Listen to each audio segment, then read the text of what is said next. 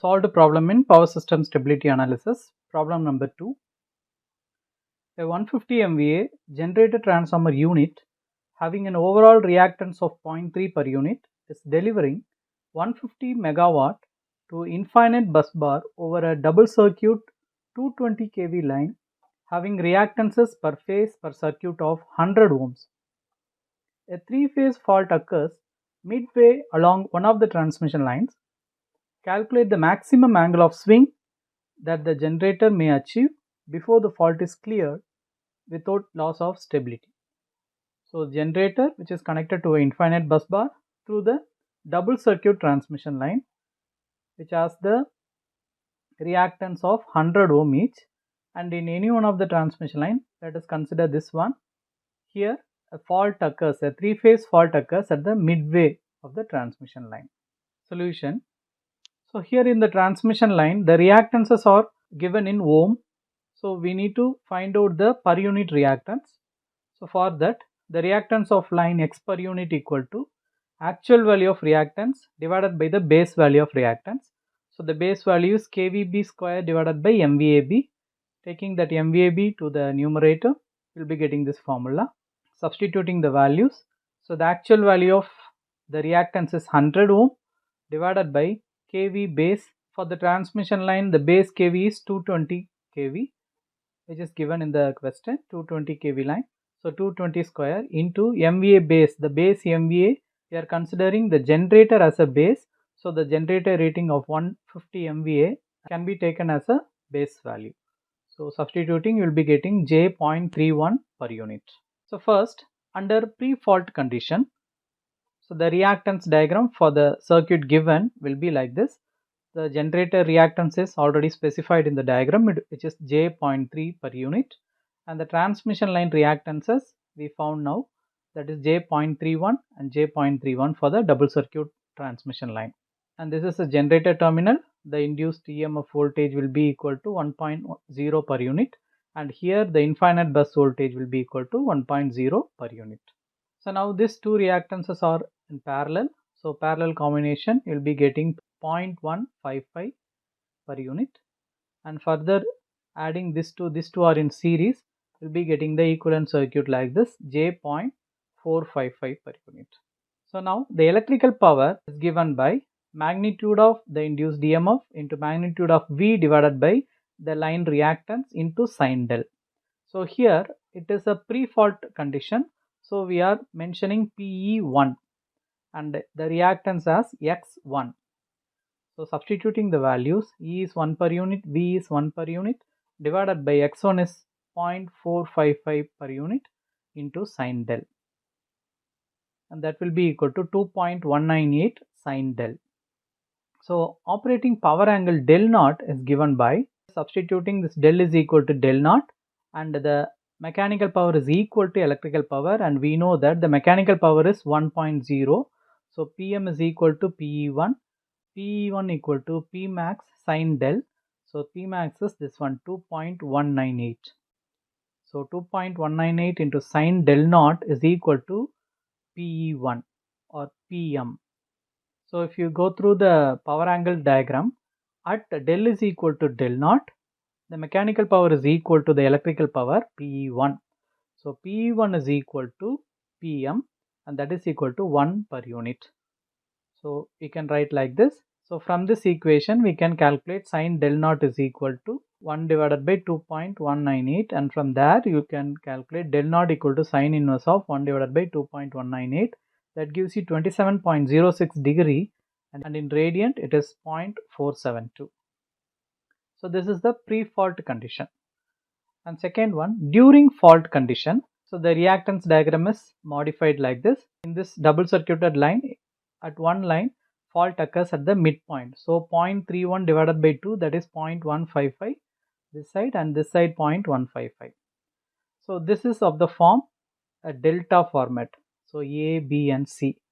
Using the delta to star conversion formula, directly we can obtain ZA, ZB and ZC. So ZA is ZAB AC divided by ZAB plus ZAC plus ZBC. Similarly, the remaining two terms. So we got all the three values. So substituting that, and the circuit is modified like this. The delta is converted into star. Now in this 0.3 and this 0.0775 are in series. You just add these two. The circuit is further reduced like this. And now you can see this reactance diagram is of the star form. So now we are going to convert this star into delta. Our main aim is to find out the reactances of the transmission line. So using star to delta conversion, we are going to find ZAB. So ZAB is the transmission line. So ZAB is equal to ZA ZB plus ZB ZC plus ZC ZA divided by ZC. Substituting that, you will be getting J 1.2. So no need to find ZBC, ZCA and all. We need the transmission line reactance alone, that is ZAB, that is J 1.2. So now we are going to find out the electrical power. Electrical power P2. So this 2 represents during fault condition, that is equal to E into V divided by X12. So the reactance between the node 1 and node 2 into sin del. So 1 into 1 divided by this 1.2 into sin del. So P2 is equal to 0.833 into sin del per unit. So this is the during fault condition. And third one, post fault condition. Under post fault condition, the fault line is removed. So the reactance diagram is reduced like this. The one more line will be here, that is removed. So the reactance diagram looks like this. By seeing this, you can see these two reactances are in series. Simply add this, that is your actual reactance. You name that as X3, that is equal to 0.61 per unit. This 3 represents the post fault condition. So now the electrical power at the post fault condition equal to E into V divided by X3 into sin del. Substituting, you will be getting 1.64 sin del. So these are the three powers. P1 equal to 2.198 sin del, P2 equal to 0.833 sin del, P3 equal to 1.64 sin del. So from this equation we can understand that this 2.198 is P max 1, 0.833 is P max 2 and 1.64 is P max 3. Now we are going to draw the power angle curve. So using this value, we can plot the power angle curve by considering the initial loading condition. The mechanical power is 1 per unit and del is equal to del naught. Take power in y axis and del in x axis. So this PM is a mechanical power 1 per unit, and if you draw PE1, so PE1 the maximum power is 2.198, so which is somewhat higher than the 1 per unit mark. So this is your PE1. And similarly, second one PE2 is 0.833, so below this 1.0 per unit line which comes here, that is PE2, and this one is 1.64 PE3, little above the mechanical power line, so that is PE3. And the intersection of this mechanical power and PE1, this point, if you take that angle is the initial load angle del naught, and the post fault condition P3, so after the fault is clear, the maximum angle, so this intersection point is del max. So in between you will be having the fault clearing angle or critical clearing angle, that is del CR somewhere around here.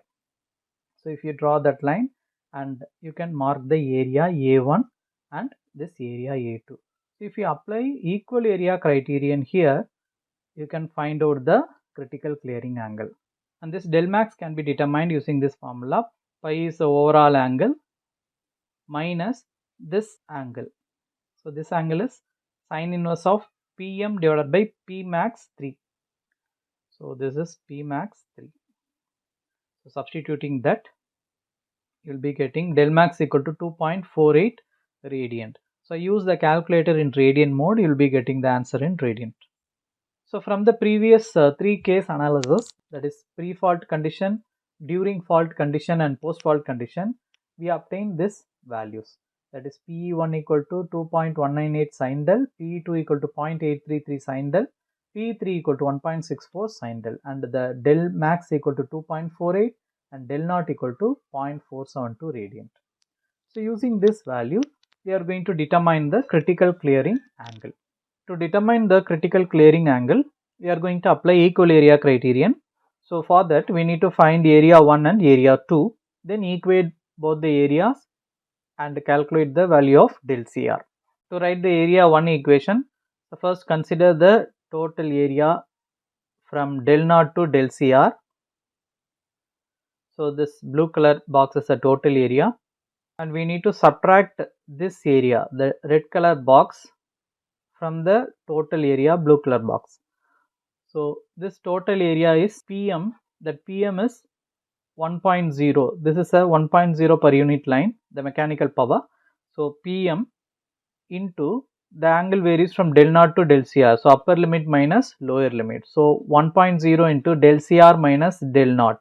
So this is the overall area, the blue color box. So that area minus this red color box. So in this red color you will be seeing the curve like structure, so we cannot take directly, so we need to take integral of that power. So this power is P2, so we need to take integral of P2 with the limit del naught to del CR. And similarly for area 2, this is a total area, the blue color box. Out of this total area we need to subtract this box, you need to subtract this box, so that you will be getting this A2. Okay, so the total area, here you can see the curve like structure, so in the total area we need to take integral, so that power is P3, so integral of P3 d del, and the limit is del CR to del max, so lower limit is del CR, upper limit is del max. Okay, minus subtracting this red color box, and here you will be having the 1.0 line, mechanical power line. So PM into del max minus del CR, the upper limit minus lower limit. Now apply equal area criterion. Equate the two areas, area 1 and area 2. Equating these two equations. So multiply inside the bracket. So del CR minus del naught is 0.472, and the integration of del naught to del CR. Del naught is 0.472 to del CR, and P2 is 0.833 sin del. That will be equal to integration of del CR to del max, where del max is 2.48, P3 d del, so P3 is 1.64 sin del, minus PM is 1.0 and del max is 2.48 minus del CR. Consider the last equation in the previous slide. Now we are going to take integral. Integration of sin del is minus cos del, so minus 0.833 cos del, and the upper limit, lower limit, and here minus 1.64 into cos del minus 2.48 plus del CR. So multiplying this minus inside the bracket, we will be getting like this. Now we can able to see this del CR in the left hand side and del CR in right hand side. We can cancel out these two del CRs, and the equation is reduced like that, and applying the limits. So minus 0.472 and applying the upper limit minus 0.833 cos del CR, and the lower limit minus of minus get plus, so 0.833 cos 0.472, that will be equal to, applying the upper limit in this term, minus 1.64 cos 2.48, minus of minus become plus 1.64 cos del CR minus 2.48. Now simplify. So 0.833 into cos 0.472 become 0.7419, and here minus 1.64 into cos 2.48 become 1.294. Now you can see there are two cos del CR term, cos del CR and here cos del CR. So taking this minus 0.833 cos del CR to this side, it become plus 0.833. So taking that as common, it become 1.64 and plus 0.833. Remaining term bring to this side. So 1.294 comes to this side, it become minus 1.294, and minus 2.48 comes to that side, it become plus 2.48, and remaining two terms keep as it is, 0.472 minus 0.472 and 0.7419. So simplifying this, you will be getting cos del CR of 2.473 equal to 1.4559. So this gives cos del CR equal to 1.4559 divided by 2.473, and that will be equal to 0.5887 degree. and del CR equal to cos inverse of 0.5887 degree, that gives you 0.9413 radian. Keep your calculator in radian mode to get this answer.